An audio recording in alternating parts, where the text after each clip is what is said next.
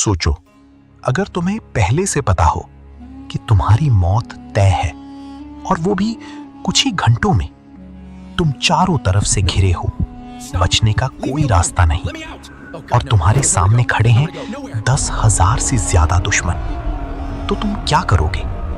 क्या तुम डर जाओगे? क्या तुम भागने की कोशिश करोगे या फिर अपनी आखिरी सांस तक लड़ोगे? आज की ये कहानी सिर्फ एक युद्ध की नहीं है, ये कहानी है हिम्मत की, बलिदान की और उस जज्बे की जो इंसान को अमर बना देता है।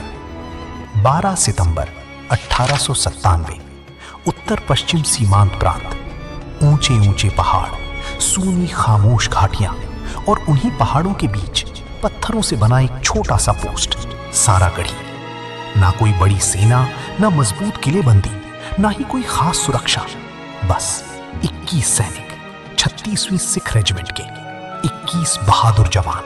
उनका काम बहुत साधारण था, 2 बड़े किलों के बीच संदेश पहुंचाना। एक तरह से वो इस इलाके की कम्युनिकेशन लाइन थी। हर दिन उनकी जिंदगी एक जैसी होती थी, सुबह उठना, हथियार तैयार करना, चारों तरफ नजर रखना और फिर शाम होने का इंतजार करना। उन्हें क्या पता था कि ये दिन उनकी जिंदगी का आखिरी दिन बनने वाला है। उनका नेतृत्व कर रहे थे हवलदार ईशर सिंह, एक अनुभवी योद्धा, एक सच्चा नेता और एक ऐसा इंसान जिसके लिए कर्तव्य सबसे ऊपर था। सुबह बाकी दिनों की तरह ही शुरू हुई थी। ठंडी हवा चल रही थी, आसमान साफ था। कुछ सैनिक पहरे पर थे, कुछ अपने काम में लगे थे। सब कुछ सामान्य था, लेकिन अचानक एक सैनिक की नजर दूर गई। क्षितिज पर हल्की सी धूल उठती दिखाई दी। पहले तो किसी ने ध्यान नहीं दिया, ऐसा अक्सर होता था जब हवा तेज चलती थी, लेकिन इस बार कुछ अलग था। धूल बढ़ती जा रही थी और तेजी से उनकी ओर आ रही थी। अब सबकी नजरें उसी दिशा में थी और कुछ ही पलों में सच्चाई सामने आ गई। वो धूल नहीं थी, वो थी एक विशाल सेना, अफगान और ओरकजई कबीलों के हजारों सैनिक, करीब 10,000 की संख्या।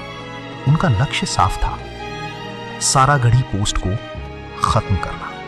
अब हालात बदल चुके थे। तुरंत सिग्नल भेजा गया पास के किलों तक मदद के लिए। हर सेकंड भारी लग रहा था, हर पल जैसे रुक गया हो और फिर जवाब आया, कोई मदद नहीं भेजी जा सकती, तुम्हें अपनी पोस्ट हर हाल में संभालनी होगी। ये सुनकर कुछ पल के लिए सन्नाटा छा गया। अब सच्चाई बिल्कुल साफ थी, ना कोई मदद आने वाली थी, ना कोई बचाव। अब सिर्फ 2 ही रास्ते बचे थे, या तो डरकर भाग जाना या फिर डट कर लड़ना। और यहीं पर इन 21 सैनिकों ने वो फैसला लिया जिसने उन्हें इतिहास में अमर कर दिया।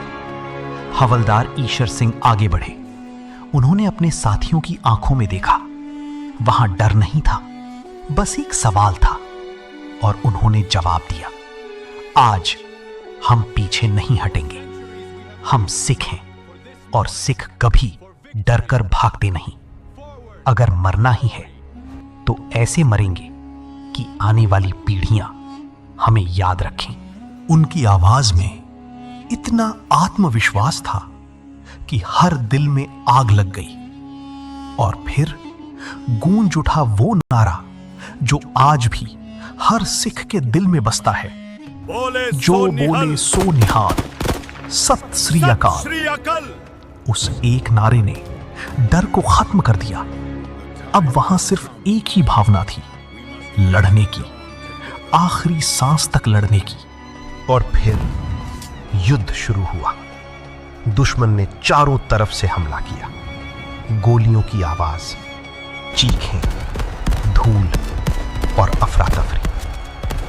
लेकिन इन 21 सैनिकों ने हार मानने से इनकार कर दिया। हर एक सैनिक दीवार बनकर खड़ा था। हर गोली सोच समझकर चलाई जा रही थी। हर वार एक दुश्मन को गिरा रहा था। दुश्मन को लगा था ये लड़ाई आसान होगी, लेकिन उन्हें अंदाजा नहीं था कि वो किन योद्धाओं से टकरा गए हैं। बार बार हमला हुआ और हर बार उन्हें पीछे हटना पड़ा। समय बीतता गया और युद्ध और भी भयानक होता गया। अब सैनिक थकने लगे थे, गोलियां कम हो रही थी और दुश्मन लगातार बढ़ता जा रहा था। एक एक करके वीर गिरने लगे। कोई घायल होकर भी लड़ रहा था, कोई आखिरी सांस तक हथियार नहीं छोड़ रहा था। लेकिन किसी ने हार नहीं मानी, किसी ने पीछे मुड़कर नहीं देखा। अब किले की दीवारें भी टूटने लगी थीं, आग लग चुकी थी, धुआं चारों तरफ फैल रहा था और आखिरकार दुश्मन किले के अंदर घुस गया। अब लड़ाई और भी नजदीक आ गई थी। तलवार से तलवार, आंखों में आंखें। जो बचे थे उन्होंने आखिरी हमला किया। अब ये सिर्फ युद्ध नहीं था, ये जिद थी, अंत तक लड़ने की जिद। धीरे धीरे सभी सैनिक शहीद हो गए और अंत में हवलदार ईशर सिंह अकेले खड़े थे। चारों तरफ दुश्मन, लेकिन उनके चेहरे पर बस एक सुकून था, डर नहीं था। उन्होंने आसमान की ओर देखा और धीरे से कहा, आज हम मरेंगे पर हारेंगे नहीं। और फिर वो दुश्मनों की भीड़ में कूद पड़े। एक आखिरी लड़ाई, एक आखिरी वार, और फिर सब कुछ शांत हो गया। धूल बैठ गई, आवाजें थम गई। 21 के 21 सैनिक शहीद हो चुके थे, लेकिन उन्होंने हजारों दुश्मनों को रोक दिया था। इतिहास में ऐसी बहादुरी बहुत कम देखने को मिलती है। ये सिर्फ एक युद्ध नहीं था, ये एक मिसाल थी जहां हार कर भी जीत हासिल हुई, क्योंकि असली ताकत संख्या में नहीं, हिम्मत में होती है।